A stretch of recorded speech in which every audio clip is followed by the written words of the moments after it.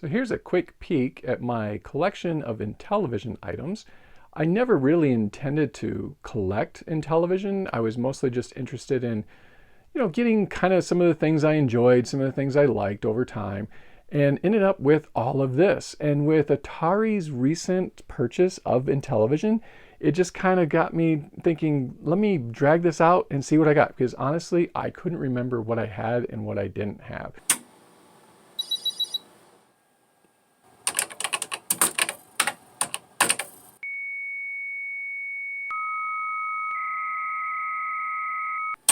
So starting with the original Intellivision, this is from 1978. So I pulled out the manual and I gave it a quick look, and a couple of things I found interesting is the only tool that you need for setting up your Intellivision is a screwdriver. Now, how many new game systems require the use of a screwdriver? So this is how you connect it to the television, pretty basic, pretty simple, how to insert a cartridge, how to use the system with the reset and the power button. This here, I never knew this. So the intermission code and automatic blank screen, if you press down the 1 and 9 key at the same time, that forces the Intellivision to give you a black screen. It blacks out the screen, and then when you want to return, I think you just push 1 and 9 again, and your game will take off again. So that's kind of cool. It's like a pause function, which I didn't know Intellivision had. So you got your disc. Oh, another thing about the disc on the Intellivision is it's actually 16 directions. Unlike the Atari, which was only 8 directions, this had 16 directions, which is kind of cool. And then I believe the buttons, I don't know if it specifies it here, but basically it has the side buttons here, which I can pull out. You can see there's 2 buttons on the side, and then there's also 2 more buttons on the other side. And what those were for is like left-hand, right-hand players, because I believe it's only 2 button controllers. So there's like an A and B button, but on both sides, which is kind of cool. And then of course you've got your telephone pad here as well. And this system, it's got a copyright in 1978 and came with a 90-day limited warranty, which is not a lot of time considering back in the day when this system came out, this would have been a huge, huge investment. The original Intellivision was followed up with the Intellivision 2. Now, this system, I just pulled it out of the box recently. I've never turned this on, so I don't even know if it works, but it looks like it's in new condition. I mean, it's still got this, little thing telling you, hey, read the instructions before you plug it in and use it.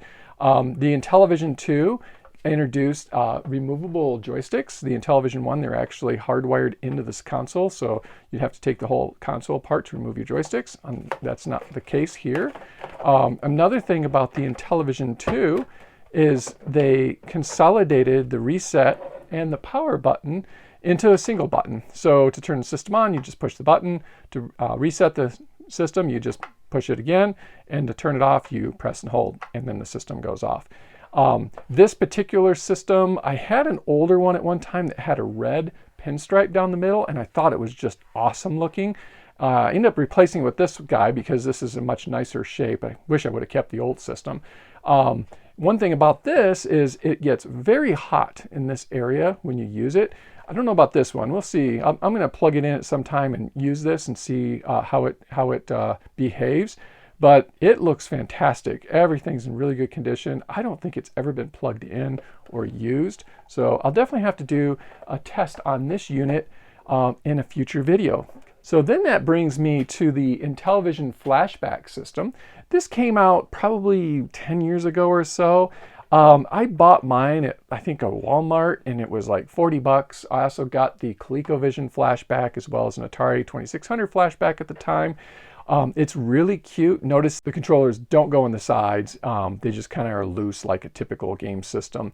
Another thing is this has just stickers on the surface here, where the original Intellivision, these were pieces of metal that were glued on, but nothing but just stickers on this, including the controllers. They're stickers as well. And another thing about this system that I don't particularly like, I don't like the location of the joystick ports, because the original Intellivision, they would have been hardwired into the system.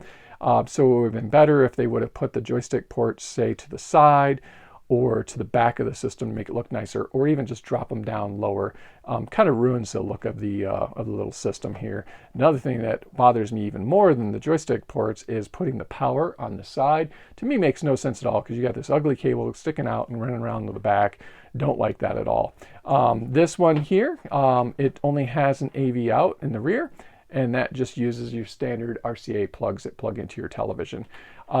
So I will probably do a review on this one alone by itself and do maybe a comparison between the Intellivision Flashback to the original Intellivision and see how they compare with each other. I'll bring out this stack of games that I've got here. The first one is the Poker and Blackjack. This came with the system. This is what they call the gaming network. So pretty nice packaging. I remember the first time I saw this game for the Intellivision, I was really blown away because graphics compared to a 2600, these are just fantastic. And to have the little guy up there that kind of like talks to you on the screen was fantastic. It's just a little bubble, little thought bubble that he says things. And also having the detail in the cards. Compared to, say, Blackjack on the 2600, this is pretty incredible. The Intellivision boxes are also a little bit nicer than the 2600. They open up, and you have your overlays that go onto the cartridge and your manual. Notice this one's in color. And we also have the cartridge here. Oh, wow, look at that. I got more overlays. Huh. So I must have had like another Blackjack or something. But anyhow, the cartridges are pretty nice little cartridge. They're small. I think that's a little brown. I'm not sure. But yeah, the older ones, they had this plastic insert, which would help the integrity of the box, keep it from crushing down. So you notice how nice a condition this box is in. And after all these years, it's still in nice condition. Some of the other games here, I've got some Space Network games. So we've got this purple theme going here. We've got Space Hawk. Space Hawk is kind of an interesting little game. I think you float around this little astronaut and you drive around. And like a typical Intellivision game, they got to add to the complexity. Looks like this might be a map screen, but yeah, it says, if all else fails, go into hyperspace to escape through a tough spot. Your space figure can avoid being hit as long as you have enough scored points. Anyhow, so Intellivision games typically added another element that you wouldn't find in a 2600 game because they just had a little bit more memory to work with, a little bit more capability in the system. Space Hawk here does open up again. Notice this one does not have the plastic insert, so it's a little easier to crush. A little bit of cost reduction going on here. So we also have our overlays, and we have the Intellivision Intelligent Television Catalog. I absolutely loved going through these catalogs when I was a kid, just kind of taking a look at all the different games that were available. This catalog is actually a pretty good library of games. I'm surprised at how many games are here. So we've got many of them listed here. The IntelliVoice is something that I don't have. I've had a couple opportunities to get them, but I never got one. I really do need to get an IntelliVoice because, as you can see back here, I've got some IntelliVoice voice synthesized games, and they will not talk to you unless you have the IntelliVoice hooked up to it. So games like B-17 Bomber, the voice will give you instructions to help you through the game. Without the voice, it will play without the IntelliVoice, but you won't hear any voice, and it's almost impossible to play some of these games because they rely on the voice. But yeah, a lot of different games in here. We got Astro Smash and Star Strike, and basically almost all the games that I'm going to show you in my collection are in this catalog. I don't have a lot of the newer stuff that came out, say, after Mattel sold off the Intellivision to INTV Corp, but I've got a lot of the older stuff. So we'll take a look at the rest of my collection here. So next in the Space Network, we've got Astro Smash. This is kind of a neat little game. It's kind of a blend between asteroids and Space Invaders. To me, it wasn't very challenging. I could play for like an hour or two just until I got bored of the game and shut it off. But yeah, not bad little game. Here we've got Space Armada. I don't know much about this game. It is, yeah, it's the trifold. Oh, So Space Armada, it's basically just Space Invaders. I don't know if I've ever actually played this game, but that's that one. And then Star Strike, this is actually a pretty cool game. This one, you've got some pretty nice graphics. You are kind of flying in this tunnel, and you have enemies that come at you, so it's got kind of a three-dimensional perspective. Another thing is the Earth moves out from behind the sun or whatever this is, and it comes out here, and I think it, like when you die, it blows up the Earth or something. Kind of cool. Very, I mean, for back in the 80s, this was amazing graphics. Now, this particular cartridge pack, this does not have the fold out. It doesn't open nicely. This one, you open it from the bottom to get to the game, which is not near as nice. And then we've got the cartridge here, and then you got to rattle out the instructions, and also a little bit of cost reduction going on here. Notice the manuals in black and white. So they'd really kind of simplified and reduced the cost as much as they could. So not near as nice as the older style, and or maybe one of these days if I can find the Star Strike that opens up, then maybe I'll replace this. I'm not sure if they produced them that way or not, but my guess is they did, and this is a later copy, a later release that was cheapened down.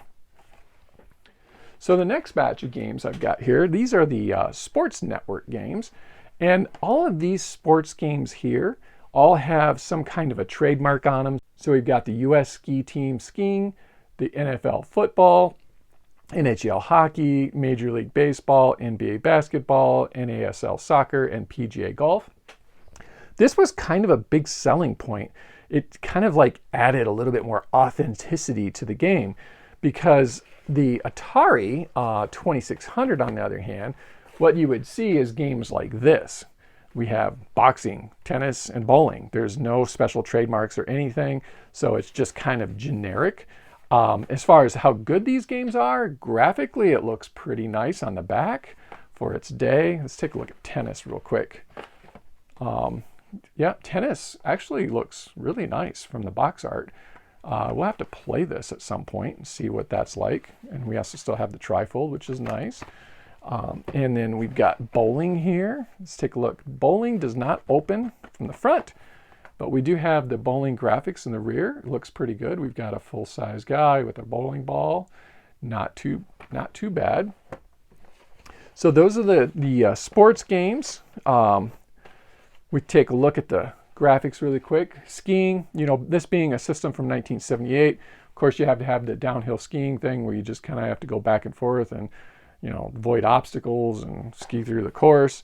Our football game, look at this one here. Looks like we've got somewhere around 6 to maybe 8 players on the field. These older game consoles did not have the power to put all the players on the field. So you're going to kind of see that pattern repeating itself here. So NHL hockey, we've got, looks like goalie, so 1, 2, 3, 4, 5, 6, 7 players. I can't find an 8th player. He's in here someplace, I would think. Major League Baseball, I think, is an exception. On this game, you actually have all the players out on the outfield, and you've got your batter, and all the bases are loaded and everything. So this one, you can have more players on the field, but they were stationary. You wouldn't have multiple things moving around. So it has a lot to do with sprite graphics and how many sprites a system could handle. The baseball, I remember the first time I played this game, it just blew me away because the complexity was through the roof compared to a typical Atari game. And the reason is because it has these overlays that you put in your controller, and if you wanted to throw the ball to an outfielder, you just literally just push on the outfielder and the ball would go to that person. So that was a pretty amazing thing, especially if you were somebody like myself who grew up with the 2600 and just had a single action fire button.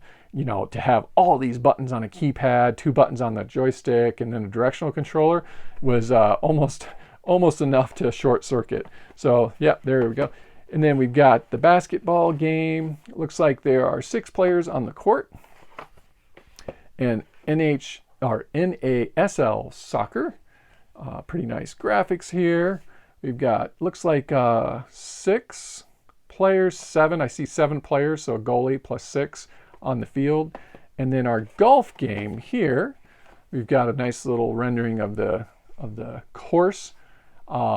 it looks like the guy's up here and you hit it and the ball, you're just seeing the ball moving. So kind of an interesting little game. We'll have to play that one. So here I've got my Intellivoice games. Each one of them says, it talks, right in the corner here. And then up in this area, it says, it talks. Yeah, then down here, it does say this game requires both the Intellivoice and the Intellivision. So you need both of them to play this game. This particular one was purchased at Kmart, and it was originally, looks like $39.97 and was then marked down to $27.88. I always like to find these stickers, see where the things came from. This game, I'm not familiar with this game. I actually bought a lot of these things through like large auctions where I get several games at one time. And I just never really played Bomb Squad. And I think it had a lot to do with the fact that I didn't have an Intellivoice. So without the Intellivoice, these games aren't so good. Now I have played B-17 Bomber. In my opinion, this is a fantastic game. Really cool game. The voice adds a lot to the game because the navigator or whoever it is telling you you've got enemies at 3 o'clock or something like that. So you'd have to go to that gunner and then shoot them down. It's just a lot of fun. Really cool little game. And Space Spartans here. So I don't know how many different Intellivoice games were made, but I've got 3 of them, and those are the 3 that are in the catalog. And then I've got these Magic games, or iMagic. I don't know if it's Magic or iMagic. You guys tell me in the comments. I really like these games. I love the box work. The chrome is fantastic. They have these really cool pictures inlaid on there. Here we've got some, you'll notice this is Demon Attack, which was first published on the 2600 and then ported to many, many different systems. The Intellivision Demon Attack is really nice. It's got the moon with the planet Earth behind it and the enemies. And we've also got this demon stage where you have them coming down at you. It's a pretty cool improvement over the 2600. Now let's take a look at the cartridge inside here. So we've got a pretty nice looking manual. A Magic game library. And in here, they've got all of the Intellivision games that were published. I believe I've got all of them except Sword and Serpents. I don't have this game, but I think I pretty much got all of the Magic games. On the other side, we've got the Atari 2600 video games. I probably have all of these games as well on the 2600, but not exactly sure. So we still have the overlays for the Demon Attack. Don't know if you really need them. And then we've got the cartridge. Isn't that the cutest thing you've ever seen? So this looks like the 2600 cartridge just shrunken down, but it's absolutely beautiful. I mean, the label is in fantastic condition on this game. Got a little peeling going on at the corner. No big deal, but really cute. So I also have Microsurgeon, which I thought this was just the coolest game. Back in the day, I used to read the Electronics Arts magazines every month, and they'd have advertisements for Microsurgeon. And I just thought it was really cool because you travel through the human body and you're trying to keep your patient stabilized. You got to wipe out little viruses and stuff like that. And I've got Ice Trek here. Really don't know much about this game at all. Don't know if I've ever even played it. So I'll have to give that a go at some point.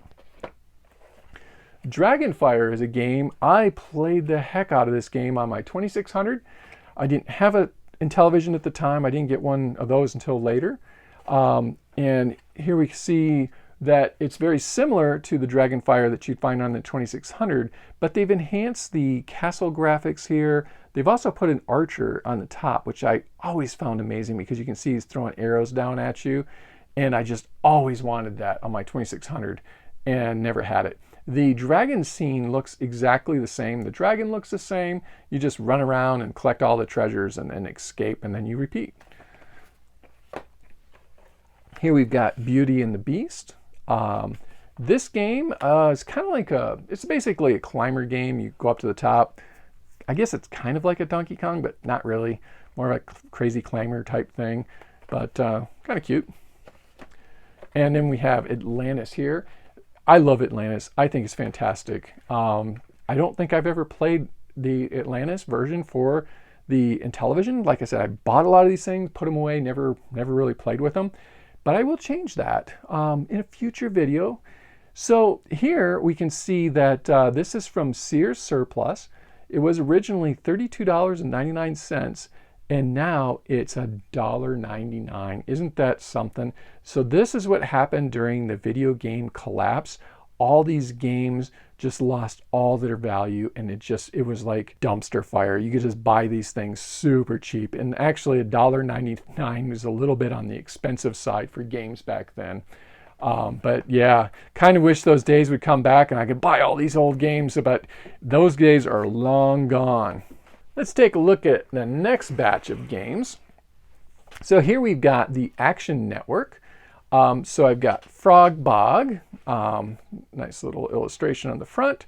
In this game, I believe you start like in the morning and you catch flies until the evening, until it gets dark. And then however many points you scored, that's your final score. Pretty cute little game, kind of fun. Be a nice game to play with your kids. Here we've got Night Stalker. This game I just thought was super cool when I was a kid. You run around in this maze, kind of has this cavern, cave-like appearance to it. There's a couple of creatures out to get you. Very cool, but once you get good with the game, there isn't much to it. It's kind of repeats itself over and over. Snafu, situation normal, all something up. This game is kind of like Surround for the 2600, but they enhanced it a little bit because I believe it plays music while you're playing the game, which is kind of neat. And I've got a couple of Tron games here. Not sure how many Tron games there were total. I think there might have been 3, but I might be wrong. Deadly Disc, I played this one a lot on the 2600.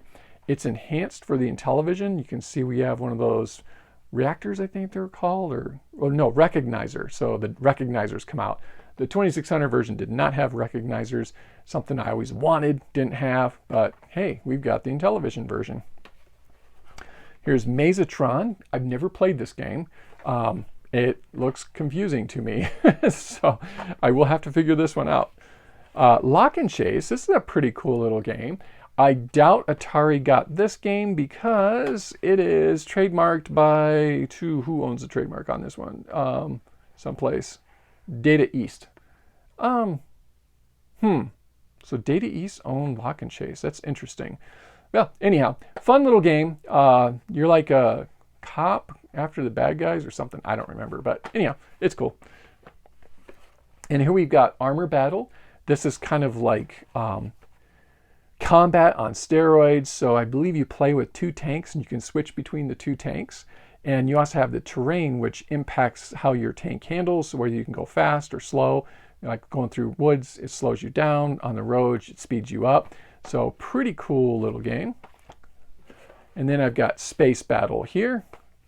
In Space Battle, there's a map, and then you have your view outside the spaceship, and you fight in the view here.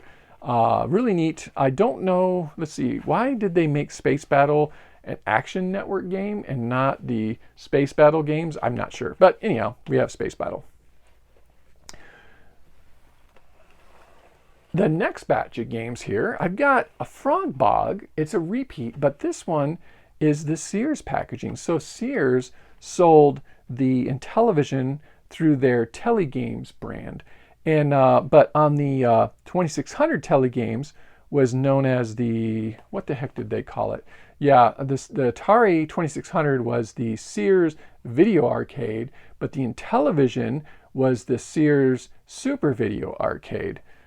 So same game, nothing's changed, but the packaging is a little bit different. They have their own branding, but nice. I think the Intellivision branding was a little bit better, but that's okay.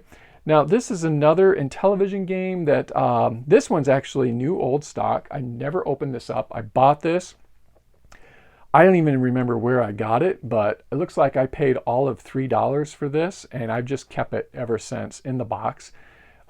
Maybe if I hit, I don't know, 20,000 views on this video, I'll open my Burger Time game.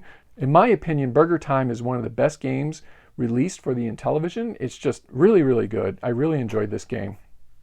Again, this is another one. This is trademark of Data East, so I don't think we're going to see this one. I don't think Atari owns this trademark for Burger Time. That brings me to a few games that are published by other companies other than Intellivision. The first one here is ColecoVision's Donkey Kong for the Intellivision. The graphics on this one, I don't know if they're any better. I don't really think they're even better than the 2600. I'm not even sure how many levels it has, if it's a 2-level game or a 3-level game. I just don't know. Let's take a look at the cartridge here. So this is the only Coleco game I've got. I think this is super cute, and it's in fantastic condition. Notice it's not, the label's in really good condition. Usually these ColecoVision games, they get torn up really bad along here, but this one looks really good. And they also added insert other side up, so you can't put it in this way. You have to turn it around and stick it in that way, guys. So, and in the box, let's take a look inside. Oh, there we go. So we've got the Donkey Kong user manual, and we also have the ColecoVision video game cartridges. It looks like for the Atari VCS and Intellivision, and also the Sears Video Arcade and Sears Super Video Arcade. Again, same thing. And there's several games in here. Now, I don't know if this is a complete collection of all of the ColecoVision games, but they have some pretty good games here. So again, Donkey Kong, probably not the best port of Donkey Kong, but Mousetrap was a really cool little game, and Ladybug was very similar to Mousetrap, but also a very neat little game. And then we have Carnival and Zaxxon, and we've also got Venture and Cosmic Adventure and Turbo and Smurf.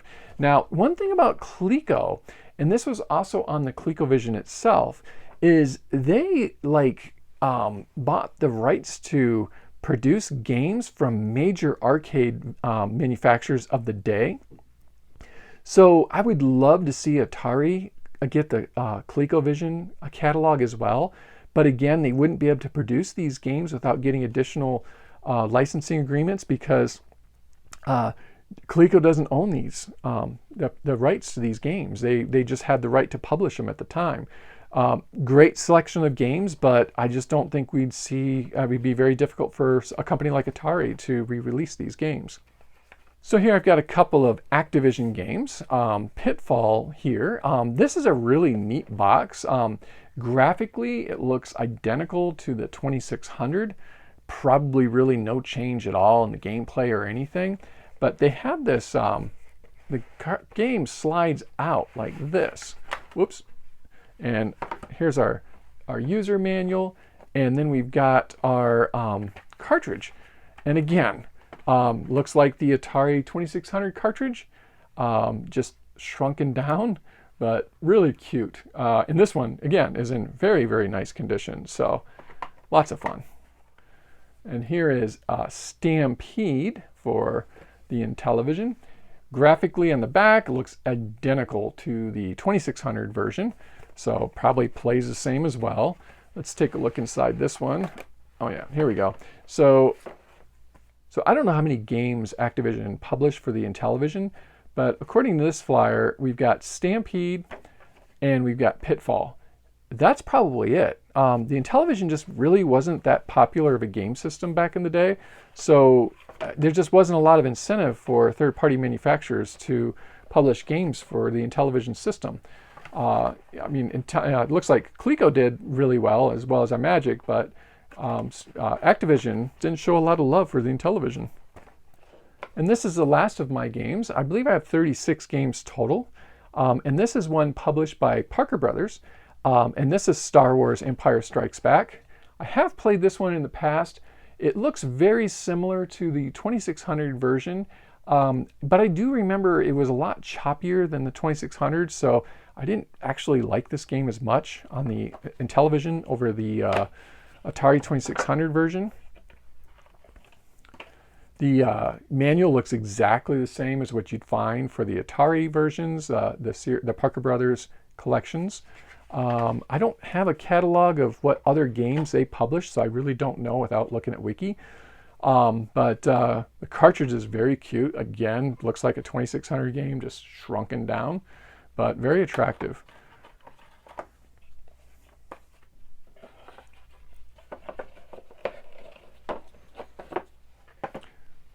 So I found this pamphlet here for the Intellivision.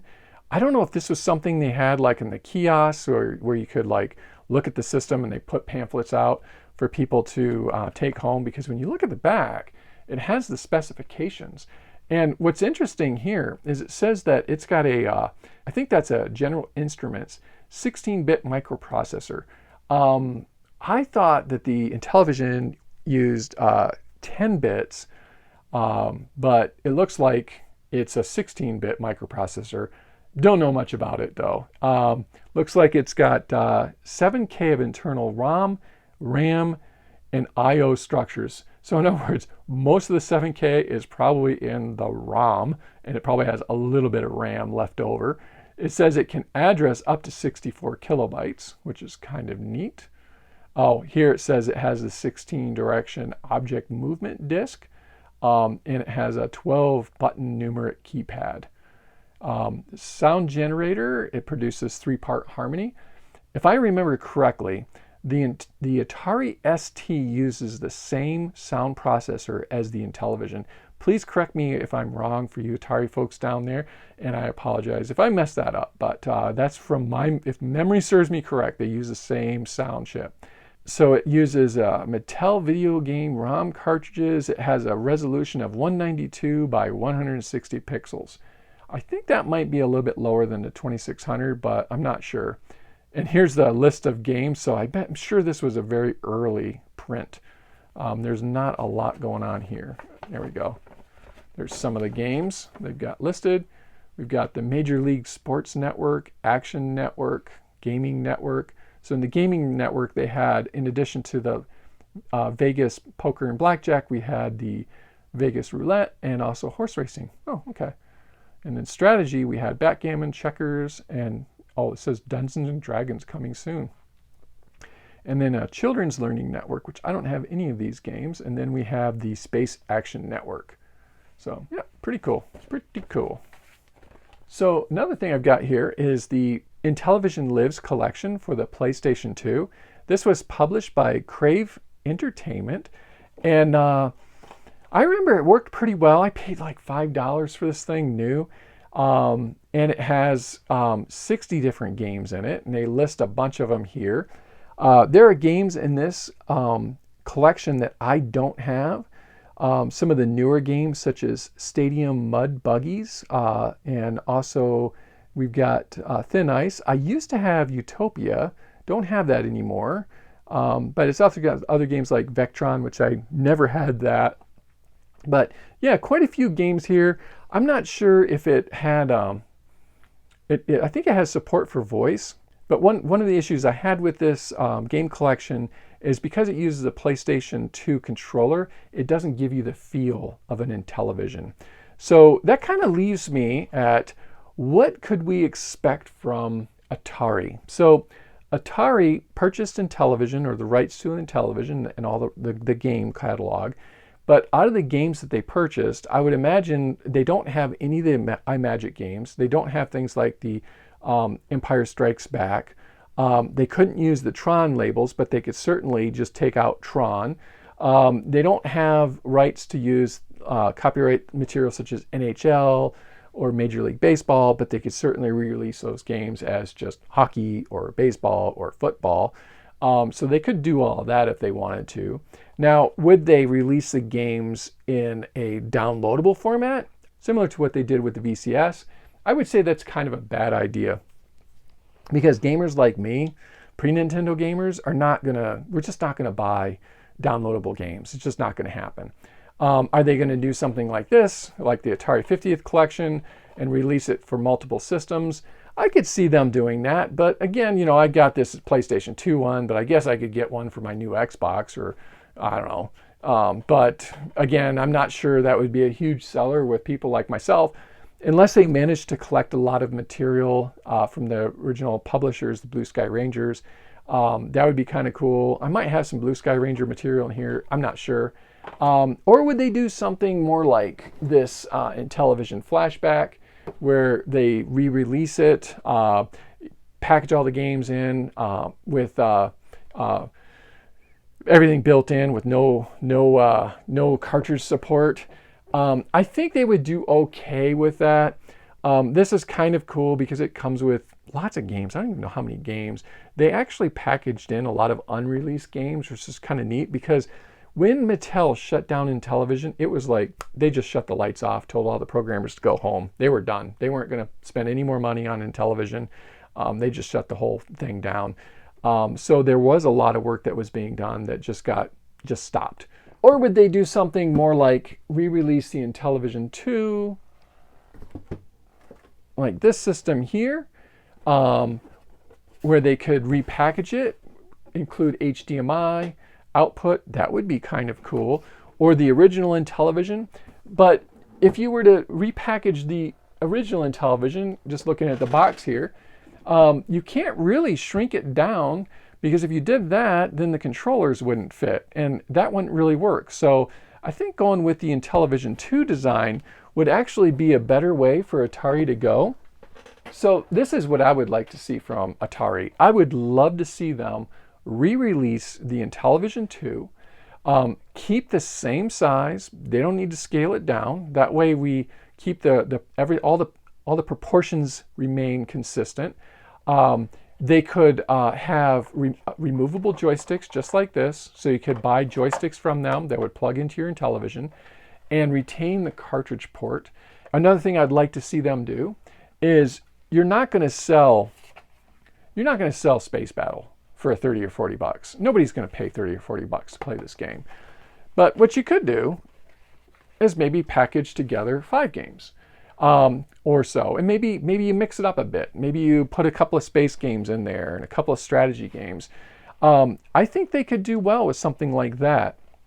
I would definitely buy this system if they re-released it with HDMI output, and also just to have new hardware to be able to play your old games would be fantastic. So that's all I've got for now. I will have more videos coming out soon. Give me a thumbs up if you liked the video. Leave your comments below. I'd really like to hear from you folks. See what kind of things you would like to see from Atari and the Intellivision moving forward. What kind of approach do you think they should take? Take care of yourself, and I will see you in the next video. Goodbye.